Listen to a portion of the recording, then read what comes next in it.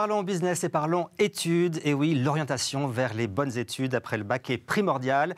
Il s'agit de prendre le bon chemin, adapté avec la bonne méthode. Toute une vie professionnelle en dépend. Bonjour Zora Cousineau. Bonjour. Vous êtes conseillère d'orientation, psychologue du travail et fondatrice d'Orientation et Synergie. Alors vous accompagnez les lycéens, les étudiants dans leur projet d'orientation post-bac. Comment ça se passe précisément? Eh bien, ça se passe très bien. Tant mieux.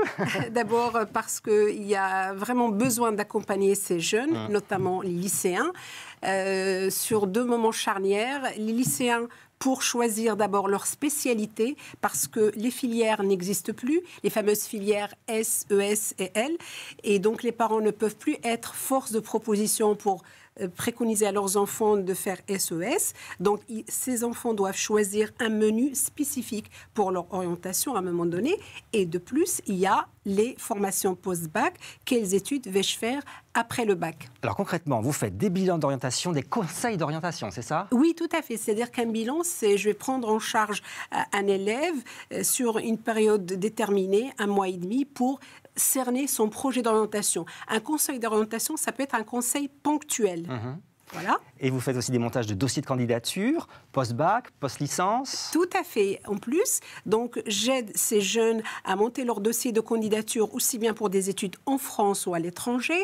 Je les prépare à des entretiens de motivation. Il y a des études pour lesquelles les entretiens de motivation sont déterminants, comme par exemple les IEP, les instituts des études politiques, qui ne recrutent que via un entretien de motivation. Donc il faut bien s'y préparer. Il y a de la méthodologie à maîtriser pour ces entretiens de motivation. Et ces entretiens de motivation, parfois, ils sont en langue anglaise pour certaines écoles. Et voilà, je les y prépare. Vous faites aussi des bilans de compétences, parce que c'est vrai qu'au début, on peut se dire, je ne sais pas du tout vers quoi m'orienter. Oui. Le bilan de compétences permet de cerner mes qualités vers là où je pourrais aller? Alors, en fait, le bilan de compétences, il est dédié pour les adultes. Comme son nom l'indique, j'analyse les compétences par rapport aux expériences d'un adulte, des expériences de travail.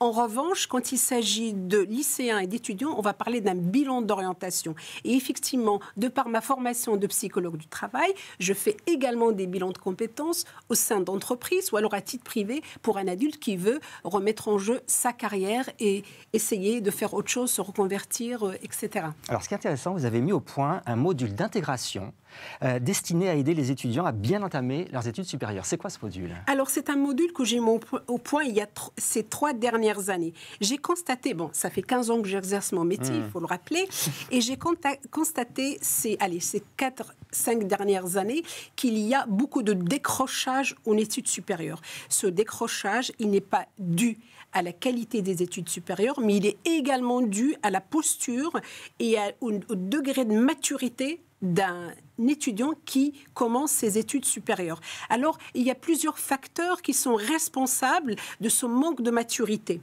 Certainement, l'éducation des parents, qui couvrent un peu trop leurs enfants. Ils mettent pas mal de pression, les parents. Ils veulent que leur progéniture réussisse, quoi. Oui, et ils ont raison.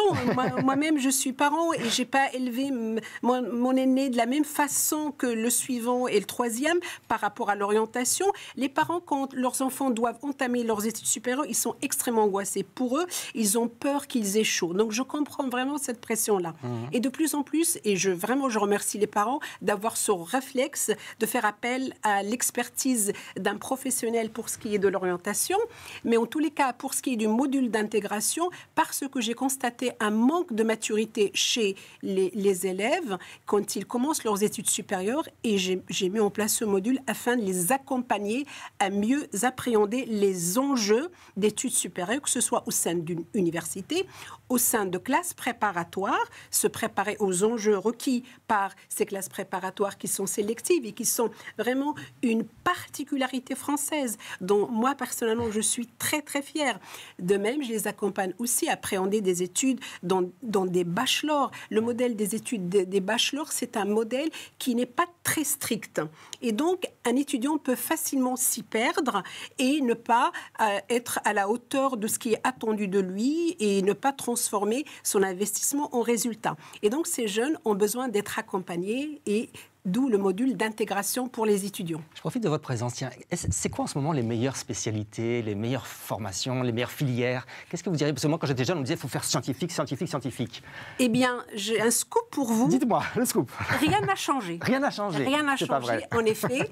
C'est-à-dire qu'effectivement, avant, on avait tendance à dire « fais S ».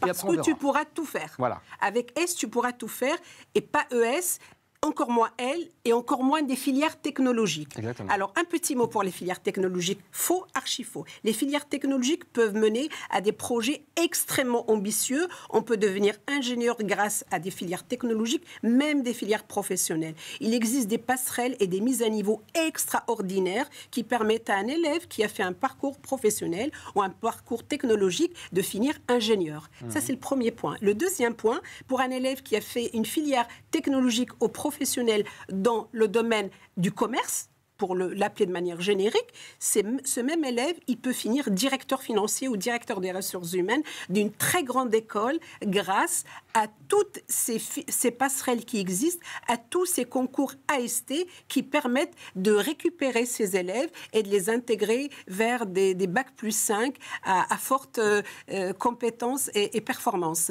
Donc, les meilleures spécialités à choisir ou alors les spécialités gagnantes pour vraiment faire tout ce qu'on veut, eh bien, c'est la spécialité maths couplée avec la spécialité physique.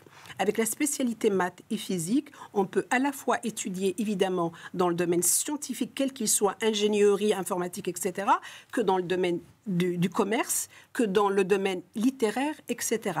Parce qu'il y a toujours cette idée qu'un élève scientifique est un élève qui a du potentiel par rapport à un élève qui n'est pas scientifique.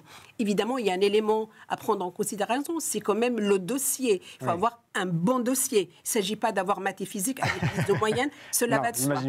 Justement, le dossier, la préparation, eh ben, il y a un fameux Parcoursup qui existe, qui met un peu la pression sur le dos des familles, des parents, des enfants. C'est un petit peu la panique, la pagaille. Qu'est-ce que vous en pensez, vous?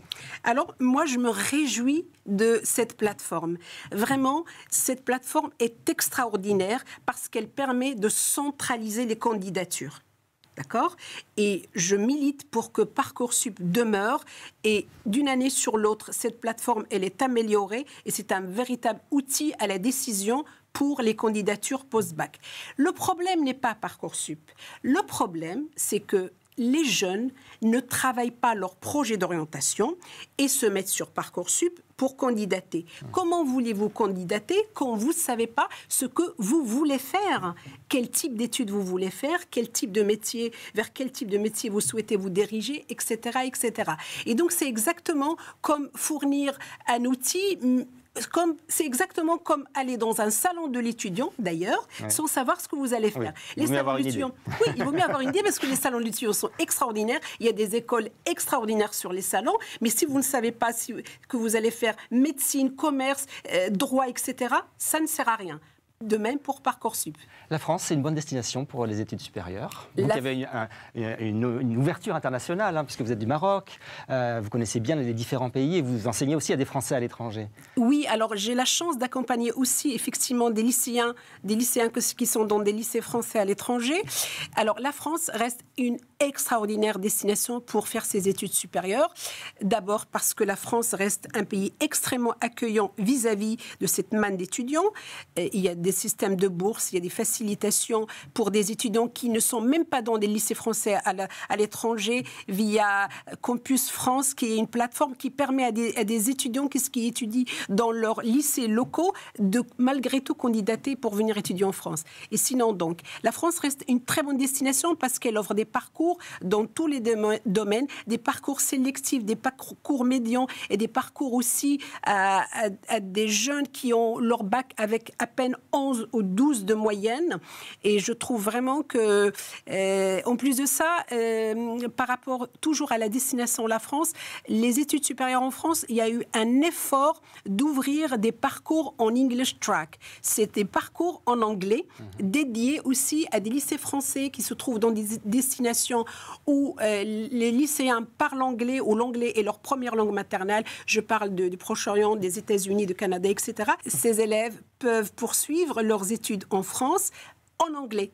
Et ça, ces 5 dernières années, il n'y a pas besoin d'aller en Angleterre pour poursuivre ses études en anglais. Maintenant, je ne vous cache pas qu'effectivement, je possède une expertise sur un certain nombre de pays européens par rapport à un certain nombre de domaines. C'est vrai qu'on ne peut pas ne pas reconnaître à l'EPFL, l'École polytechnique de Lausanne, grâce à ces 13 bachelors, leur renommée et leur vraiment qualité d'enseignement dans le domaine scientifique. Il y a aussi de très belles universités dans le domaine des sciences humaines, aussi bien aux Pays-Bas qu'en Belgique, etc. Et heureusement qu'effectivement, il existe une Europe d'études supérieures.